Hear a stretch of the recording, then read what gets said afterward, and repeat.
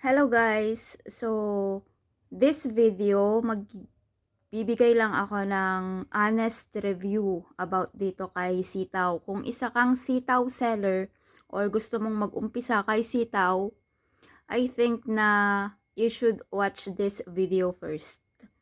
Ayan. So, nag-join nga ako kay sitaw December last year lang. Itong December lang na to. Tapos, sa mga nakikita ko kasi sa mga video-video, medyo tamad pa naman akong panood ng full video talaga. Tinitingnan ko lang yung basic, ganun. So, naengganyo ako na mag-join dito kay Sitaw. Kasi nga, yung sabi nila dun sa video nila, ng mga YouTuber, is kahit walang puhunan, kahit konting puhunan lang, ganyan. O, ganda ng tirada, di ba? Ganyan yung usually na madalas nilang sabihin. Simula ka na kay sitaw, makakapag-seller ka na kay sitaw, ganun kadali. Yun. Yung sabi nila. So, ako naman, trinay ko. Now, to see is to believe nga talaga yung sabi nila. Yung matututo ka by your own experience, hindi yung mga napapanood mo sa video lang. So, nag-open ako ng account and then, ayan. So, yung one day ko pa lang naka-open ko na nag-seller ako kay Sitaw, nag-add ako ng mga products doon sa ano ba yon, yung product nila, nag-add ako sa akin, sa store ko. Kasi bibigyan ka nila ng sarili mong dashboard, doon mag-add ka ng sarili mong products, which is sa kanila mo kukunin. And nagre-range yung product nila guys, ang pinakamababa is around 200. And mostly, yung mga iba nilang products, medyo may kamahalan na. And note din ha, si Sitaw is international siya. Hindi siya kagaya ng Lazada or Shopee na around Philippines lang siya. Etong si Sitaw, nagde-deliver din sila internationally, which is a red flag para sa akin yun. Malalaman nyo soon kung bakit red flag yung international na ganon. So, ayan. So, tuwang-tuwa ako nung paggawa ko ng account ko bilang seller, tas nag-add ako ng mga products ko sa aking dashboard. So, natuwa ako within 1 day or 2 days yata yun. Ang dami ko nang na-receive na order, guys. Wala pa akong kinakash in na pera dito, Zero pa lang yung wallet ko dito kay Sitaw. So, ang dami na. Ang first order ko is nagkakahalaga siya ng 2,000. Kasi nga, 2,000 something, 2,500. Kasi nga, ang pinili kong mga items is yung mga mura lang, na may patong lang siya ng 8% yata yun. Konti lang yung patong. Kasi siya na mismo yung naglalagay talaga ng patong niya. Kung magkano siya bibilhin ng ibang customer, ganon. So, ayun na nga. Yung, wala, 2,500. Sabi ko, 500 lang yung nasa laman ng GCash ko. My God, saan ako kukuha ng 2,000 agad-agad para ma-fulfill yung order dito kay Sitaw? So, ayun nga, naremedyohan ko. And then, nag-cash in ako ng 2,000. O, 2,500 yung kinash in ko. Tas, kasi nga may deduction pa, diba? Kapag magka-cash in ka, may fee pa yun. Kaya kailangan mo ng sobra. Huwag mong saktuhin ng 2,500.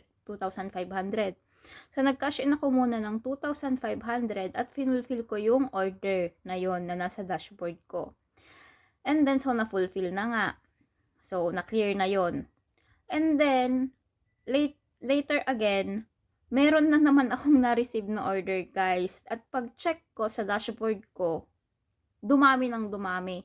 Hanggang sa maging 20k na yung sold amount, 40 plus na yung sold amount, ganon. So, tuwang-tuwa ka, diba, bilang seller. Pero, matutuwa ka lang kapag may ganon ka ring perang kalaki na pang cash in mo para ma-deliver at ma-fulfill lahat yung mga product na nasa dashboard mo.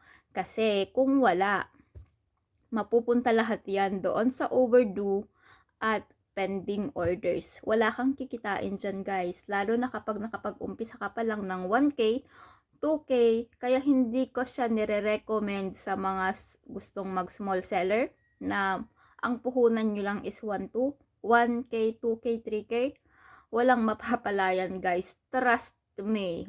Walang budol ito. Walang budol tong sinasabi ko. Kasi own experience ko to eh. Bale, positive review talaga ito. Walang hidden kaetyosan. Kasi kapag mag-i-invest ka lang ng 1,000, 2,000 dyan, kakainin lahat nung overdue mo. Yung pera mo na pinasok mo doon sa penalty. Kasi once na hindi mo ma-fulfill yung order na binigay sa'yo ni Sitaw, kung ano man yung naipasok mong pera dyan, mapupunta lahat yan. Hindi mo yan mawi-withdraw ng ganun-ganun guys. Kasi once na nag-start na may order sa'yo, tas hindi mo na-fulfill lahat-lahat, pag na-reach na niya yung minimum days na binibigay sa'yo ni Sitaw, magkakaroon niya ng penalty record.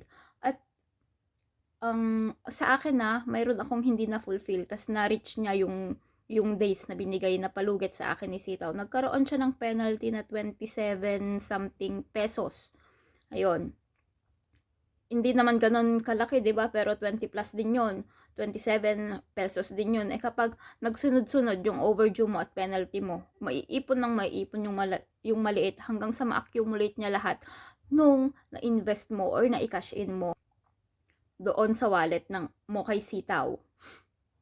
So, bali dito, hindi mo ma-expect na mapapaikot mo kadali yung na-cash in mo or yung investment mo. Kung sa tingin nyo, mapapaikot nyo agad-agad, hindi. Kasi ang pag-fulfill ng product dito kay Sitaw, aabutin yung delivery, shipping niya ng 2 to 3 weeks. Ako, 3 weeks lahat yung inabot yung 4 orders ko na 8 items. 3 weeks yung inantay ko guys. Hindi ganun kadali na magpaikot ng pera dito kay Sitaw. And syempre nga, kung ikaw naman na nagbi-business, lalo na kung bago ka pa lang, hindi mo naman talaga totally na ilalaan lahat ng pera mo dito sa business na to, 'di ba?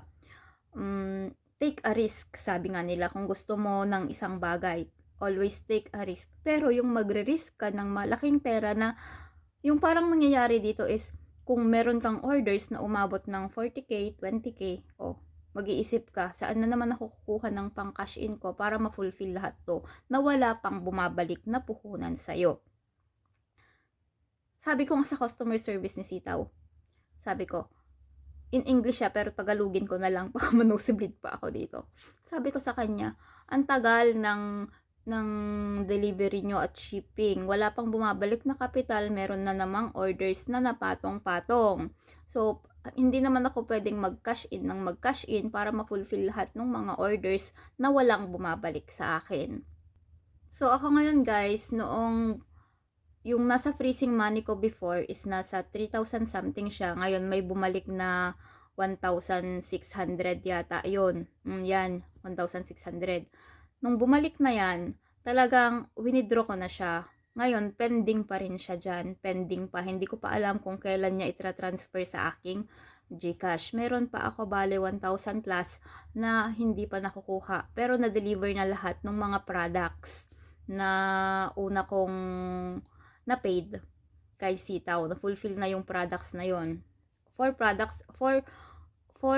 orders yon, which is equivalent sa 8 items kasi may kumuha ng dala-dalawa, ganon. Kaya may natitira pa dyan, and I am planning na to close the store after ko ma-withdraw yung naka-freeze. Kasi hindi ko talaga kaya yung ganyan na business na ang tagal mong mamumuhunan, ang tagal mong mag-iintay. Kung madami kang pera na pang cash in sa ganyan, pang fulfill ng orders, maybe good for you. Pero sa mga, sabi ko nga, kagaya ko, na small seller na na gustong kumita ng medyo mabilis-bilis para naman umikot yung kapital, hindi advisable si Sitaw. So, ayun lang ang aking video. Ayun lang ang aking review about dito kay Sitaw. So, for more videos, paki-subscribe naman ako. Salamat! Bye-bye!